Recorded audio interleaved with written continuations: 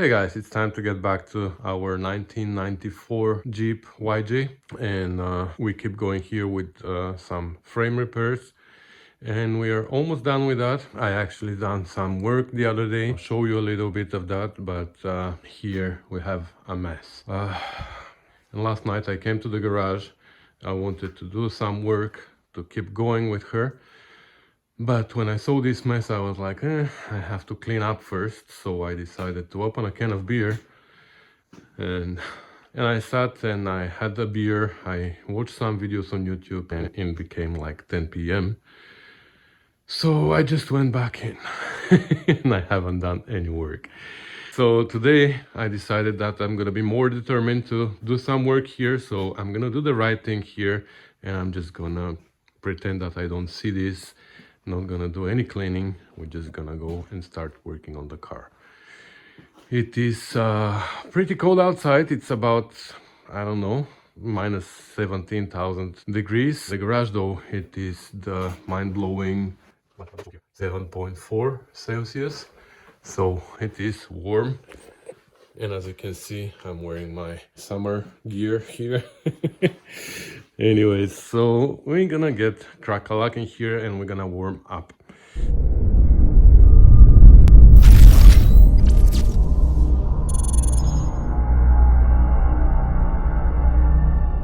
So like I said, I've done some work on the car the other night. I took the liberty to repair that right side. Remember, we repaired together this left side of the cross member. And I did pretty much the same repair on this side. Turned out pretty good. I'm getting better at it. Anyway, so I took the liberty to do it myself. I was gonna show you just a little bit, but I got carried on and somehow I finished it without taking a single shot. Anyway, so we're pretty much done down there. The only thing that's missing here is exhaust hanger. You see right here we need to have an exhaust hanger, but I think I'm gonna leave that for a little bit later because the exhaust hanger is this thing here. Under all this rust there's actually an exhaust hanger, which I think might be usable. I might try to clean it up and reuse it, but I'm not in the mood to do that now. I think what I'm gonna do is we're gonna take this cross member here, we're gonna weld it here in place, and then we're gonna start preparing her for paint. We're gonna actually get rid of all the springs and everything that actually needs to be replaced. So that's gonna give me a little bit more room here to clean up the rest of the frame. And of course, you guessed correctly, once I remove the springs and the shocks, there's not going to be anything else to hold the rear axle in place other than the track bar and that little brake line over there. But you know what?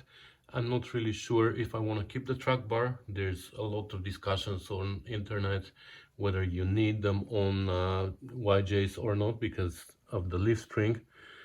Many people say that you need track bars with the leaf spring. Many people say that you don't need track bars with the leaf springs, and it's actually 50-50, the opinions on the internet. And when things are 50-50, I'm really not worried whether I go with one opinion or the other. So I'm not really sure that I want to keep that track bar. I might even remove it. The brake line is gonna come off anyways because I need to work on the brakes, so I might just get rid of the whole rear axle and just clean up the frame, nicely paint it, and then install the axle back with the new springs and the new shocks. That's also going to give me the opportunity to work on the brake lines while the axle is out of the car. Might be a little bit easier, I don't know, we will see. Anyway, so that's my plan. But plans are not to be followed, plans are just to be made, right? We will see. Whatever happens tonight, that's gonna be it. I'm just gonna start going here and I will see where I'm gonna end up by the end of the night. And as soon as I turned off the camera, I realized that my plan sucks because I don't want to install the rear bar yet before I actually paint at least this end here of the frame inside, because then I'm not gonna have too much access. Now I have better access here, so I might go ahead and paint that. And for that we're gonna use this internal frame coating from Eastwood. I have a few of these cans, so we're gonna try and paint the frame all over the place inside. I'll show you how this works. And for those of you who kept asking why don't I paint the frame before I put the patches, very simple answer. There was a lot of welding involved in installing those patches, and everything that I painted inside would have burnt. This is designed to be shot through little holes on the frame, but for this rear end we're gonna do that before we actually install the rear bar, because then we have welding only here, and that's not gonna burn what I have inside. So let's go ahead and do that. So how this works, it has this little jet at the end of this line, which actually sprays like shake can vigorously, then attach 24-inch extension tube, insert extension tube deep into the frame rails, push button and slowly pull out the tube.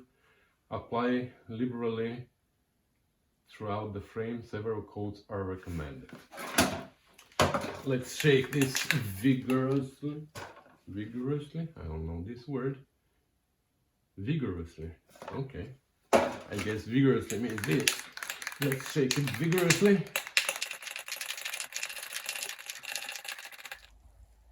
Okay, we have to remove it comes with a nozzle. Okay, you know what? For here, I'm not even gonna use the line.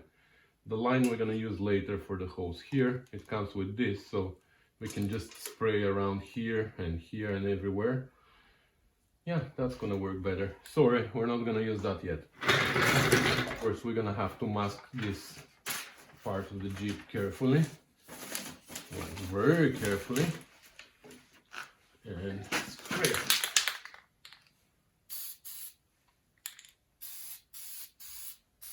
Ooh.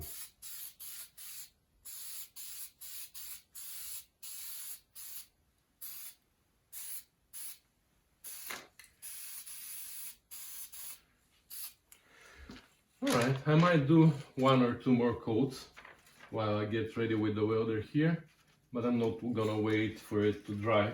So we have to put this part of the cross member back in and weld it together, but I just realized that I haven't welded here underneath, and it's gonna be much easier for me if I weld it now before I attach it there. So I'm gonna do that, and that's gonna give me the opportunity also to spray a few more coats underneath inside the frame here while I'm welding this, and we're gonna go from there. I just need something.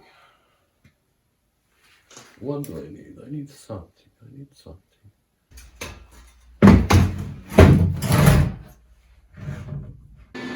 There you go. This is what I needed. I needed an old broken recycling bin.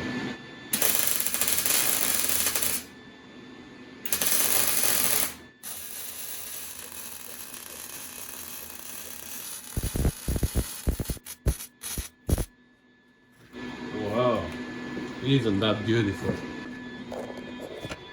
Look at that weld. I'm actually surprised that this little welder is doing such a good weld on a thick metal like this. Well, it sunk right in.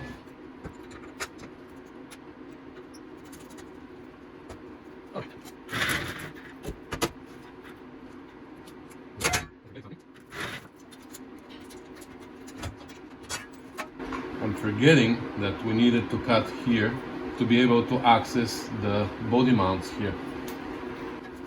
I even marked this side. Anyway, so we're gonna cut this out first. Also, we need a hole here for this mount. Come on, I was in a welding mood tonight. Okay, I'm gonna cut this out. We're gonna drill the holes, and then I'm gonna bring you back.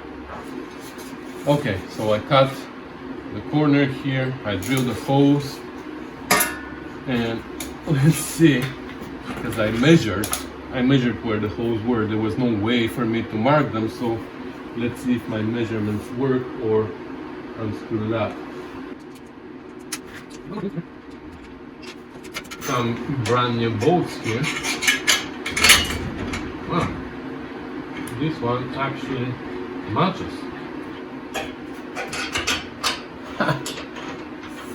This one matches too. Fantastic. Now this, for whatever reason, yeah, because it's bent here in the middle. For whatever reason, we need to force it in, but it's not bad.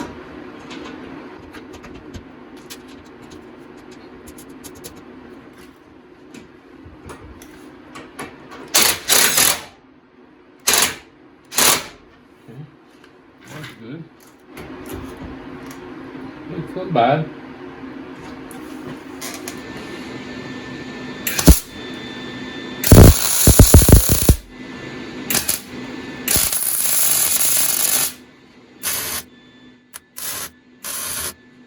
Alright, so this is how it fits. The gap is pretty good all over the place. So we're gonna just go ahead and weld it. This hole for some reason doesn't match perfectly with the little thing at the back that we mounted. Somehow we got it crooked, but I know for a fact that these 4 holes match the holes on that piece. So I'm gonna have to file this, the piece behind it, and everything else is good. So I'm gonna go ahead and weld it, and we're gonna call it done. Ta-da! I just love my new welder. Anyways, it's done. It is rock solid. Let me extend my testing device here. It's not going anywhere. Anyways, I realized that I have to go underneath and weld also here and at the bottom here of these wings that I call them. Inside we have to weld here and here, I guess, because now it's held only at the top, but we want to also to hold at the bottom because that's also part of the frame, right? So yeah, I'm happy. Let me go under the car a little. All right, it's the next day, and it's time to start cleaning up this frame, rust converting it and painting it. So I already started removing these bolts on the springs because we're gonna change the springs, and it's not fun. They are so rock solid. I soaked them in WD-40 last night. They sat overnight, but still they are not fun. I'm using my impact gun, doesn't do much, so I'm using a long breaker bar. It's going, just it's not easy. This bolt for the shock came out easy. I mean, it's loosened. I still keep it there, but it's loosened. But these, oh my god. Anyway, so that's where I'm at. I'm gonna keep going here. I'm not gonna hold you. I'm gonna bring you back when I make some progress. All right, we made some progress. I mean, all these bolts on the plate are loose now. The shock in the bottom is loose. The top one is loose as well. Even the track bar, the bolt, the nut came off and the bolt is spinning, so it's easy to take out. That's the good news. The bad news is that that one over there on the front of the spring, the nut came off very easy, but the bolt, you see that? You can guess why that is happening, because the bolt is stuck inside the bushing and it's giving me a lot of troubles. I've been cooking it here with propane for the last, I don't know, maybe 20 minutes, and now the whole entire shop smells like rubber, like burnt rubber. Even the nut on the other side is hot to touch. I can't hold it with my fingers, which I guess is a good sign, even though I wouldn't put all my money on it, but I'm desperate. What's even worse is that I don't even have an impact socket for that bolt. It's 21, I have 19 and 22, so I have to use a regular socket here, which is not my preferred choice, but it is what it is.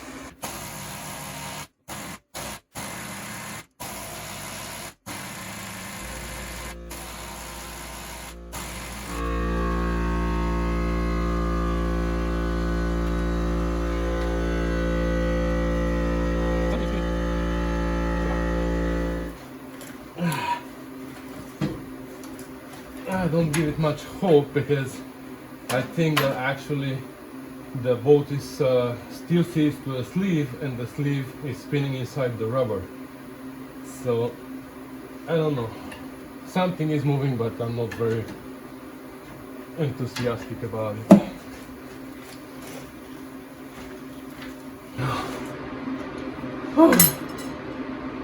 I'm not very enthusiastic about cutting it, because I can't cut it inside between the spring and the mount, because I don't know, there's rubber there, it's gonna catch my disc, I'm gonna cut off all of my fingers, still need them, so I'm gonna cut the head of the bolt and the other end, and we're gonna try to open the mount so we can push it down. Actually, I don't know,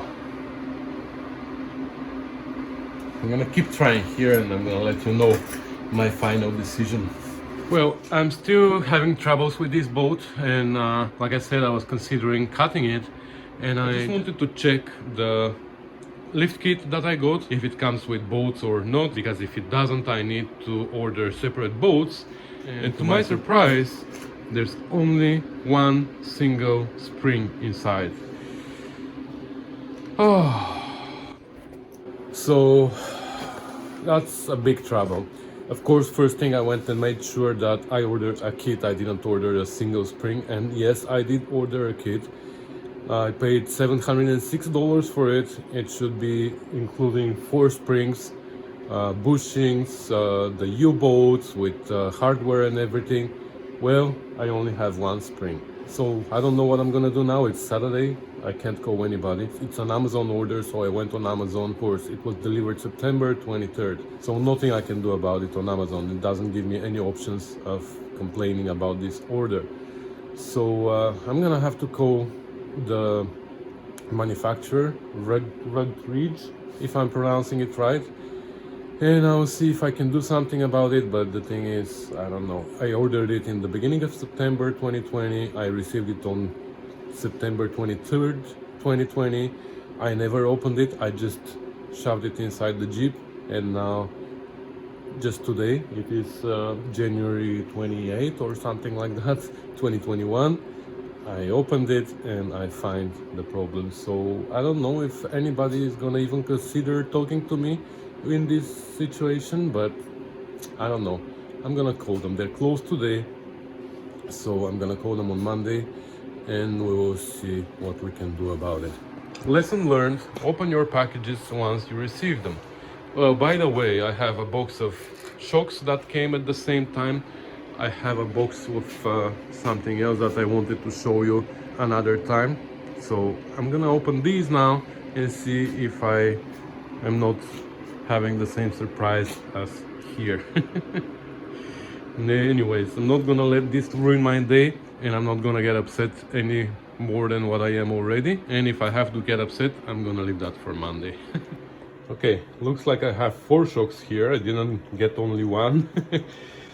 And I opened that box as well, and inside I have exactly what I ordered, so I'm gonna show you that at a later time. So anyways, let me get back to what I was doing here and just be miserable.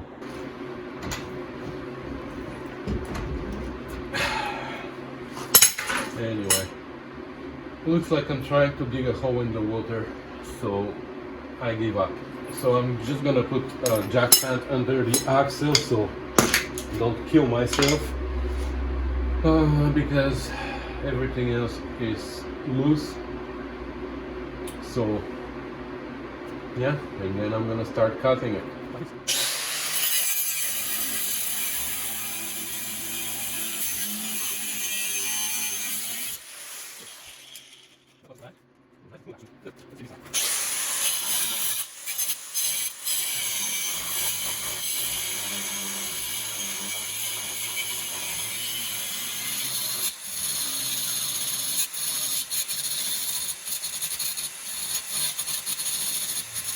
Alright, I cut both sides. The head of the boat is cut. I don't know if you can see the other side. I don't, so I hope you do. And now we're gonna try to open a little bit the mount and be able to drop that down. There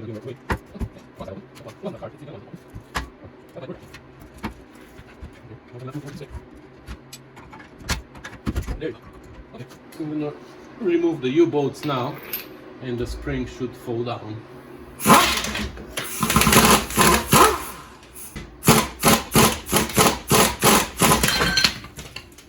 There you go. I don't know if we're gonna save this, because if we don't get the lift kit that comes with this, we might need to reuse these.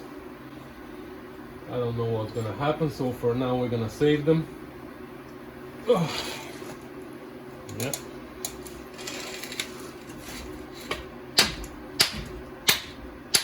Yeah. Pretty seized inside.